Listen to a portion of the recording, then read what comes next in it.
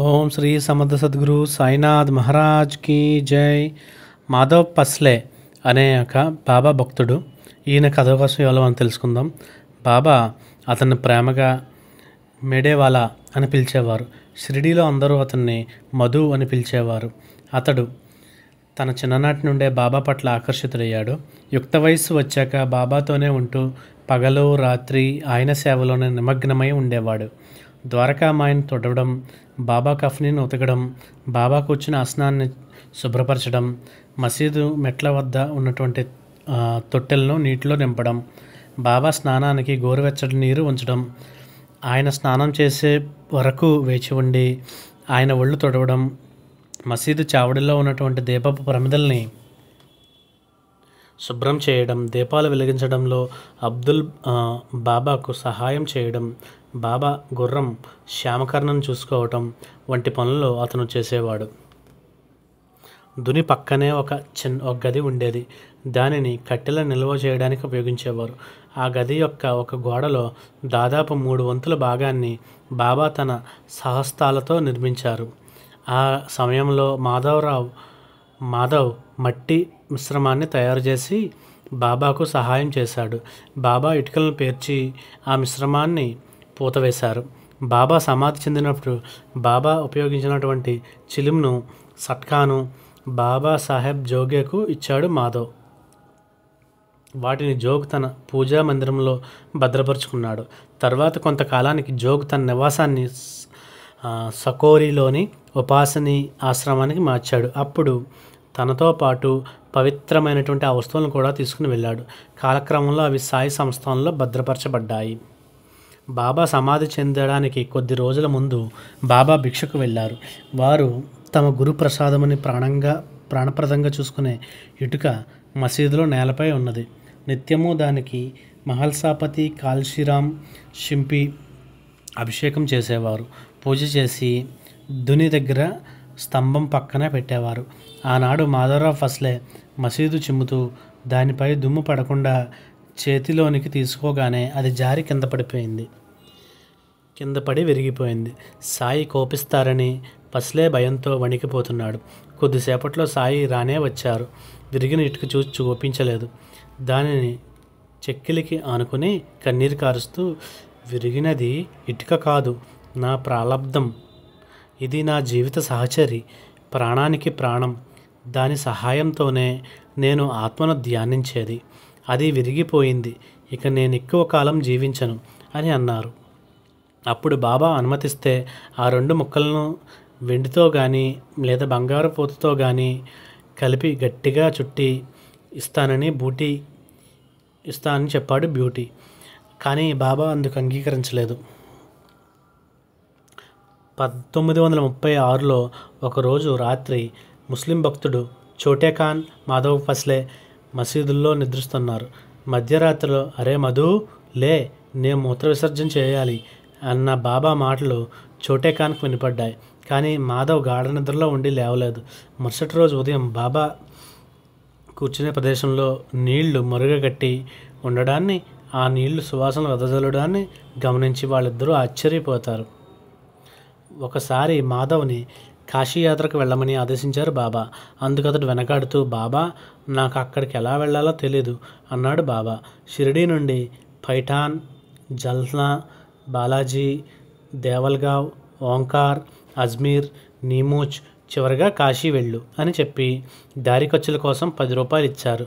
అతనికి బాబాపై అపారమైనటువంటి నమ్మకం.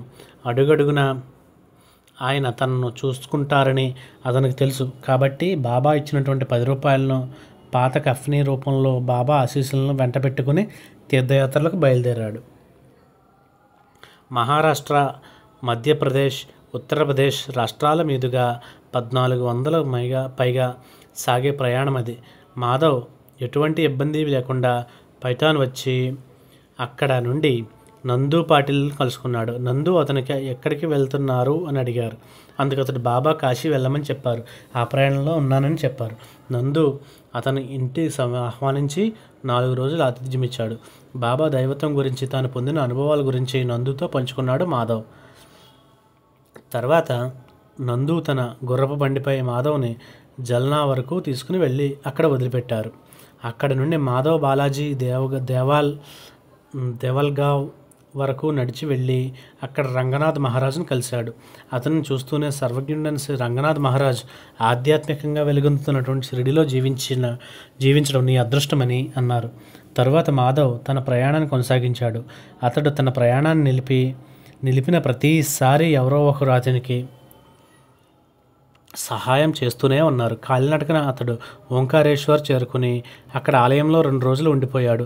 ఆలయ పూజారి అతనికి ఆహారం ఇచ్చి విశ్రాంతి తీసుకోమని ఒక స్థలాన్ని చూపించాడు. తదుపరి గమ్యం అజ్మీర్. మార్గంలో అతనికి తినడానికి చాలా ఖర్జూరాలు లభించాయి. ఒక నదీ ప్రవాహం దగ్గర అతను అలసటతో కూర్చుని సాయిబాబాను స్మరించుకున్నాడు. అకస్మాత్తుగా ఆకుపచ్చ కఫ్ని ధరించినటువంటి ఒక పకీరు తన ముందు నిలబడి ఎక్కడికి వెళ్తున్నావు అని అడిగాడు. ఈ ప్రాంతంలో కొట్లాటలు ఆందోళనలు జరుగుతున్నాయి కాబట్టి జాగ్రత్తగా ఉండమని హెచ్చరించారు. పెద్ద మొత్తంలో డ్రై ఫ్రూట్స్ ఇచ్చారు. తరువాత ఇద్దరూ కలిసి చిల్లును తాగారు. ఇక తన ప్రయాణాన్ని ముందుకు సాగించాలని మాధవ్ నిర్ణయించుకున్నాడు. ఆ పకీర్ భోపాల్కు రైలు టికెట్ కొని అతనికి ఇచ్చారు. తరువాత వీడ్కోలు చెప్పే సమయంలోనే ఆ పకీరు మాధవ్తో, మార్గంలో ఎవరైనా నీకు తినడానికి చపాతీలు ఇస్తే సందేశించకుండా తిను, లేకపోతే వేపాకులు తిను అని చెప్పారు. ఆ తర్వాత మాధవ్ మధ్యప్రదేశ్కు చేరుకున్నాడు. మాధవ్ భోపాల్ నుండి ఆగ్రాకి కాలినడకన వెళ్తుండగా ఒకరోజు ఏకాదశి వచ్చింది. ఒకవైపు అలసట, మరోవైపు ఆకలితో ఇబ్బందులు పడుతూ అతను ఒక రైల్వే స్టేషన్ లోపలికి వెళ్ళి ఒక బెంచ్ మీద నిద్రించాడు. అంతలో ఒక బిల్లుడు అతని దగ్గరికి వచ్చి కొద్దిగా చట్టు అంటే జావా అంబలి లాంటిదన్నమాట అతను ఇచ్చాడు. అతడు తక్కువ కొలెస్ట్రాల్ అన్న దాని అనుమానంతో ఆ రోజు ఏకాదశి కావడం వల్ల తాను దాన్ని స్వీకరించలేనని చెప్పాడు మాధవ్. అప్పుడు అతడు ఇది వండని పిండి కావడంతో ఉపవాసం చేసినప్పుడు తినడానికి అనుకూలమైందని హామీ ఇచ్చాడు. దీంతో మాధవ్ అది తిని తన ప్రయాణాన్ని కొనసాగించాడు. తరువాత మాధవ్ ఆగ్రా చేరుకున్నారు. అక్కడ అజ్మీర్ మార్గంలో తనని కలిసిన అదే పకీర్ మళ్ళీ కలిసి, బిడ్డా, ఇప్పుడు మధుర బృందావన్ వెళ్ళు, కానీ మార్గంలో ఎవరితోనూ స్నేహం చేయవద్దు అని చెప్పి మధురకు రైలు టికెట్ కొనిచ్చారు. అలా సౌకర్యంగా మధుర చేరుకున్నారు మాధవ్. అక్కడ అతను టీ ఎస్టేట్లో పనిచేయడానికి కార్మికులు చేర్చుకున్నట్టు ఒక వ్యక్తిని కలిశాడు. అతడు కూలీగా ఆ పనిలో చేరాడు. ఆకలి తీర్చుకోవడం తన వద్ద ఉన్న ఏమీ లేకని చెప్పాడు. ఆ వ్యక్తి అతనికి డబ్బులు ఇచ్చి ఏదైనా హోటల్లో భోజనం చేయమని చెప్పాడు.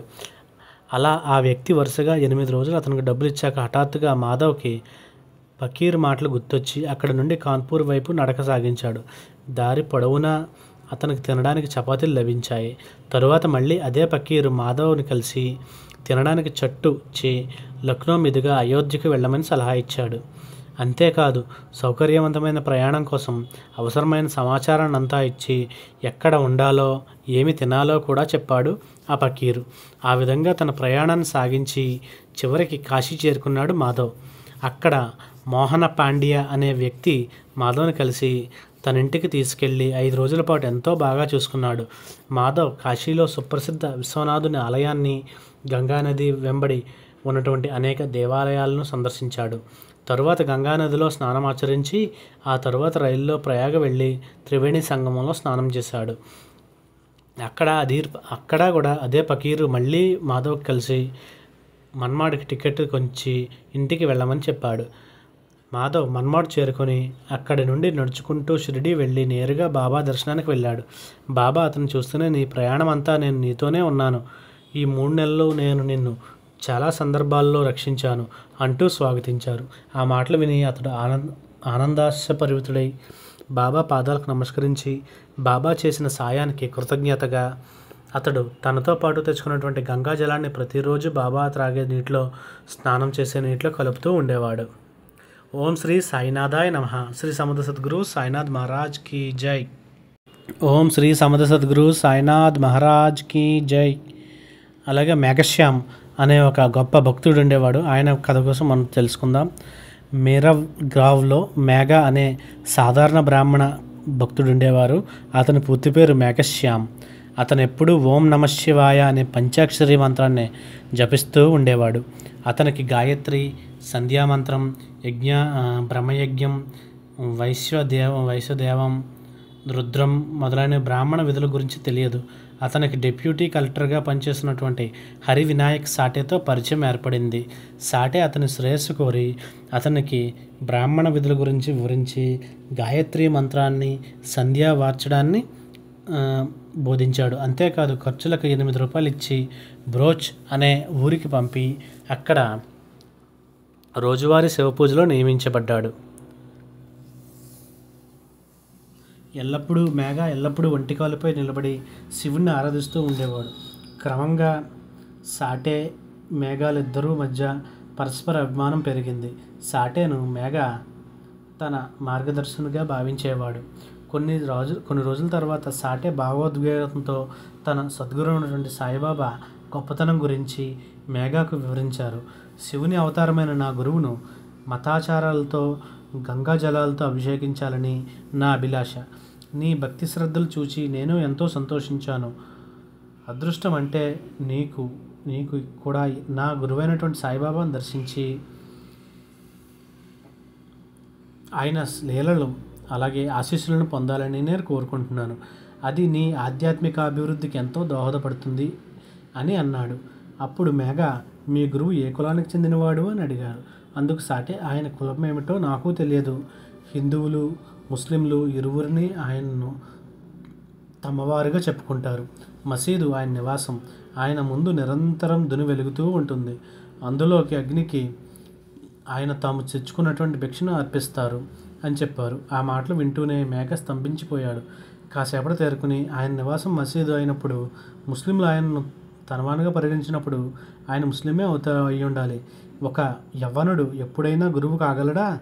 లేదు, అలా ఎన్నటికీ జరగదు అని అన్నాడు. సాటేకు ఏం చెప్పాలో తెలియలేదు. అయినప్పటికీ సాటే చాలా ఒత్తిడి చేయడంతో మేఘ షిరిడీ వెళ్ళి సాయిబాబాను దర్శించడానికి అంగీకరించాడు. అయితే బ్రోచ్ రైలు స్టేషన్లో సాయిబాబా మహమ్మదీయుడని విని నిష్కపటి ఆచారపరుడు అనేటువంటి మేఘ తనొక ముసల్మాన్ను నమస్కరించాలా అని తీవ్రంగా కలత చెందాడు. అతడు షిరిడీకి పంపవద్దని సాటేని వేడుకున్నాడు. కానీ సాటే పట్టుబట్టి అతన్ని సాయిబాబాకు పరిచయం చేయమని తన మామగారైన దాదా కేల్కర్కు ఒక లేఖ రాసి ఇతనికిచ్చి షిరిడీ పంపారు. మేఘ షిరిడీ చేరుకుని మసీదులోకి ప్రవేశించగానే బాబా కోపంతో ఉగ్రరూపం దాల్చారు. చేతిలో రాయి పట్టుకుని, నువ్వు లోపలికి అడుగు పెట్టకు, నేను తక్కువ జాతి వాడిని, నువ్వు ఉన్నత తరగతికి చెందినటువంటి బ్రాహ్మణుడివి, నన్ను తాకినట్లయితే నువ్వు అపవిత్రుడు అయిపోతావు, పో, ఇక్కడి నుంచి పో అని బిగ్గరగా అరిచారు. అది విన్న అతను ఇక్కడి నుండి ఎంతో దూర ప్రదేశంలో తనకు సాటేకు మధ్య జరిగినటువంటి సంభాషణ సాయిబాబాకు ఎలా తెలుస్తుందని నివ్వెరపోయాడు. కానీ ఆలోచించేంత సమయం లేదు. బాబా అతన్ని మసీదు నుండి తరిమేశారు. ఆయన కోపానికి భయపడి అతను బయట పరుగు తీశాడు. అయినా బాబా కోపం చల్లారలేదు. అటువంటి మూర్ఖుణ్ణి తన వద్దకు పంపించినందుకు సాటే మీద కూడా కోప్పడ్డారు. కొద్దిసేపటికి బాబా శాంతించారు. మేఘ మసీదు లోపలికి వెళ్ళి బాబాకు నమస్కరించుకున్నాడు. ఈసారి బాబా అతన్ని ఏమీ అనలేదు. మేఘ కొన్ని రోజుల పాటు షిరిడీలో ఉంటూ బాబాకు సేవ చేసుకున్నాడు. బాబా శక్తులను, జీవన విధానాన్ని నిశ్చితంగా గమనించాడు. కానీ బాబా పట్ల అతనికి దృఢమైన విశ్వాసం కలగలేదు. అందువల్ల అతను మళ్ళీ వెళ్ళిపోయాడు. షిరిడీ విడిచి వెళ్ళిపోయినటువంటి మేఘ త్రయంబక్ వెళ్ళి అక్కడ గంగా ద్వారాలో 1.5 సంవత్సరంలో శివుని ఆరాధనతో గడిపాడు. ఆ సమయంలో అతనికి ఒకసారి తీవ్రమైన పొత్తి కడుపు నొప్పితో బాధపడుతూ మంచం పట్టాడు. అంత బాధలోనూ ఒక్కరోజు తన దైవమైనటువంటి శివుని దర్శనార్థం ఆలయానికి వెళ్ళాడు. ఆశ్చర్యం, శివలింగం స్థానంలో అతను సాయిబాబాను దర్శించాడు. అంతే, తిరిగి షిరిడీ వెళ్ళాలని అతని మనసు ఉవ్విళ్ళూరిపోయింది. ఎప్పుడెప్పుడు షిరిడీ వెళ్ళి బాబాను దర్శించుకుంటానా అని ఆరాటపడేవాడు. అనారోగ్యం నుంచి కోలుకున్న వెంటనే క్షణమాత్రం ఆలస్యం చేయకుండా షిరిడీకి ప్రయాణమయ్యాడు. అలా 1910లో తిరిగి షిరిడీ చేరినటువంటి మేఘ తన చివరి క్షణం వరకు బాబాను సేవించుకుంటూ షిరిడీలోనే ఉండిపోయారు. బాబా అతనిని గాయత్రి మంత్ర పునశ్చరణ చేయమని చెప్పారు. ఓం శ్రీ సాయినాథాయ నమః. అలాగే సాయిబాబాకు పూజా హారతులు. ప్రారంభంలో సాయిబాబా తమని పూజించడానికి ఎవరూ అనుభవించేవారు కాదు. పూజా సామాగ్రితో ఎవరైనా తమ వద్దకు వస్తే కోపగించుకునేవారు. కానీ మహల్సాపతికి భక్తికి మెచ్చినటువంటి మొదటిసారి ఆయన చేతుల మీదుగా పూజను స్వీకరించారు సాయిబాబా. తరువాత నానాసాహెబ్ చందోర్కర్ కుమారుడు మహాదేవ్, ఆ తరువాత మిగతా భక్తులందరూ బాబాను పూజించడం మొదలుపెట్టారు. రెండవసారి షిరిడీ వచ్చినటువంటి మేఘ షిరిడీలో తన జీవితాన్ని ఆనందించడమే కాదు, సాయిబాబా శివుని అవతారమని పూర్తిగా విశ్వాసంతో ఆయన్ని ఆరాధించడం మొదలుపెట్టాడు. శివుని ఆరాధనకు బిల్వ పత్రాలు ఎంతో ప్రముఖమైనవి. అవి షిరిడీలో లభ్యమయ్యే కావు.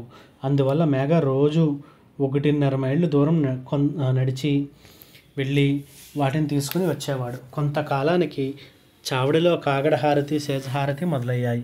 ఆ తరువాత మసీదులో బాబాకు మధ్యాహ్న హారతి ఇవ్వడం ప్రారంభించారు. ఆ హారతులు నిర్వహిస్తూ ఉండేవారు. హారతులు పండరీపురానికి చెందినటువంటి రిటైర్డ్ జడ్జి తాత్యా సాహెబ్ నోల్కర్ నిర్వహిస్తూ ఉండేవారు. 1911 మార్చిలో నోల్కర్ మరణానంతరం ద్వారకామాయిలో బాబాకు రోజువారీ ఆరాధనను మేఘా ప్రారంభించాడు.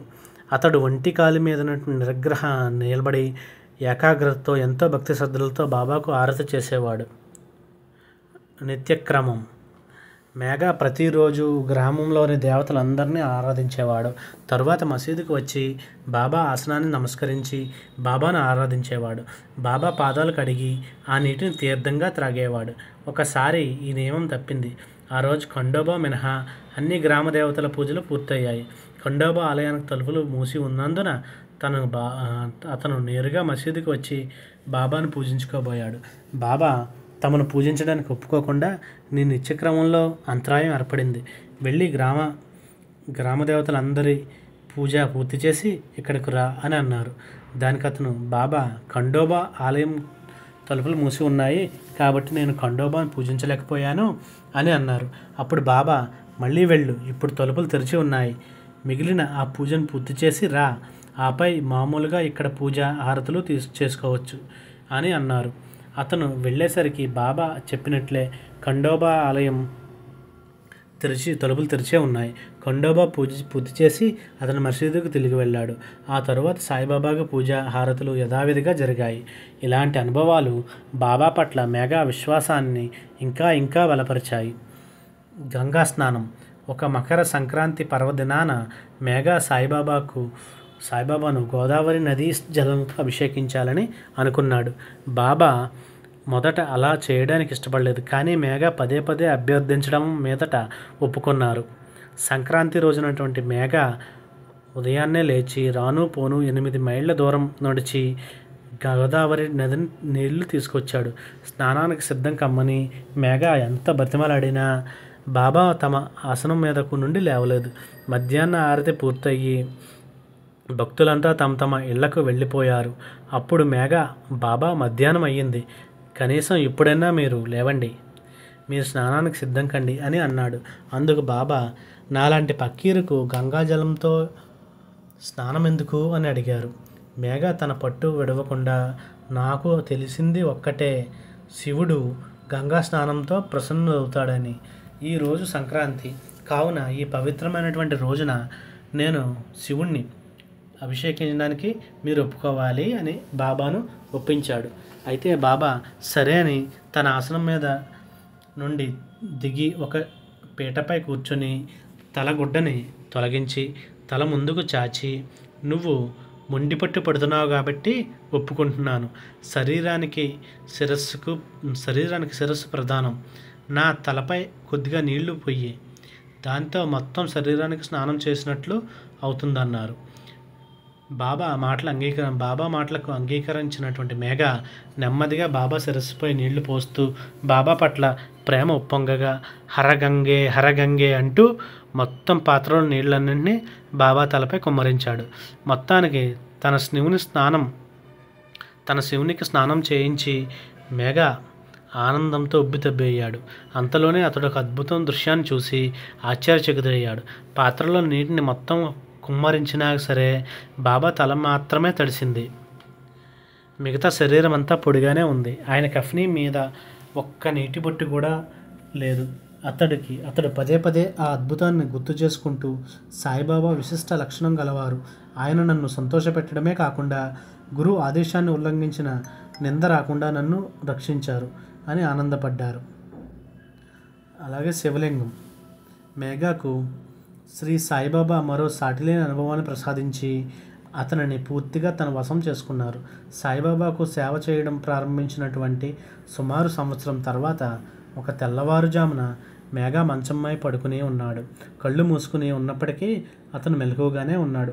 హఠాత్తుగా బాబా అతని ముందు ప్రత్యక్షమై అతనిపై అక్షింతలు జల్లి, మేఘా త్రిశూలం గీ అని చెప్పి అదృశ్యమయ్యారు. అతడు కళ్ళు తెరిచి చూస్తే అక్కడ ఎవ్వరూ లేరు. గది తలుపులు మూసి ఉన్నాయి. పెట్టిన గుడి పెట్టినట్టే ఉంది. పక్క మీద అక్షింతలు మాత్రం ఉన్నాయి. అతడు ఆశ్చర్యంతో మసీదుకు వెళ్ళి అక్కడ తన అనుభవాన్ని బాబాతో చెప్పి, ఈ దృష్టాంతాన్ని అనుసరించి వాడాలో మీ చిత్రపటం దగ్గర త్రిశూలాన్ని గీయమంటారా అని అడిగారు. అందుకు బాబా, దృష్టాంతమేమిటి? నువ్వు నా గొంతు గుర్తుపట్టలేదా అన్నారు. అప్పుడు మొదట నేను కూడా అలాగే అనుకున్నాను, కానీ నా గది తలుపులు లోపల నుండి గడియ పెట్టి ఉండడంతో నేను అది దృష్టాంతం అనుకున్నాను అని అన్నాడు. అప్పుడు బాబా, నేను ప్రవేశించడానికి తలుపులు అవసరం లేదమ్మా, నాకు రూపం లేదు, నేను సర్వవ్యాపకుడిని అని అన్నారు. అదే రోజు వాడాలోని తన గదిలోని ఉన్నటువంటి బాబా చిత్రపటానికి కుడివైపున బాబా చెప్పినట్లుగానే ఎర్ర రంగుతో త్రిశూలాన్ని గీశాడు మేఘ. మరుసటి రోజు పూణే నుండి ఒక రామదాసి షిరిడీకి వచ్చి బాబాను ఒక శివలింగాన్ని సమర్పించాడు. సరిగ్గా ఆ సమయానికి మేఘ అక్కడికి వచ్చాడు. బాబా మేఘతో, చూడు, శంకరుడు వచ్చాడు, అతను జాగ్రత్తగా చూసుకో అన్నాడు. తాను త్రిశూలం గీసిన వెంటనే అనుకోకుండా శివలింగం రావడంతో మేఘ ఆశ్చర్యచకితుడయ్యాడు. మరో వంక ఆ శివలింగాన్ని చూస్తూ ఆనందంతో ఉక్కిరిబిక్కిరైపోయాడు.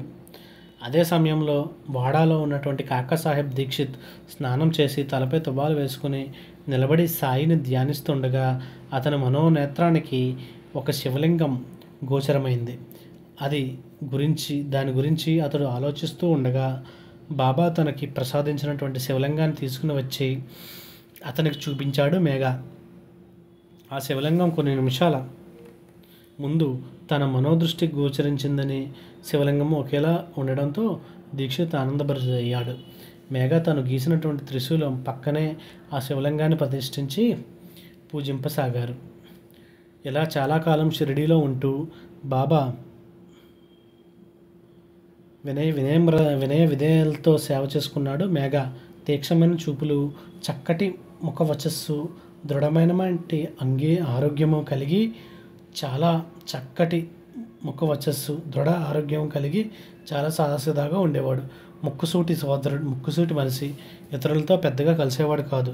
పగలు రాత్రి శివ స్మరణతో తాండవిస్తూ ఉండేది. బాబా ప్రసాదించినటువంటి అనుభవం అనేటువంటి అనుగ్రహం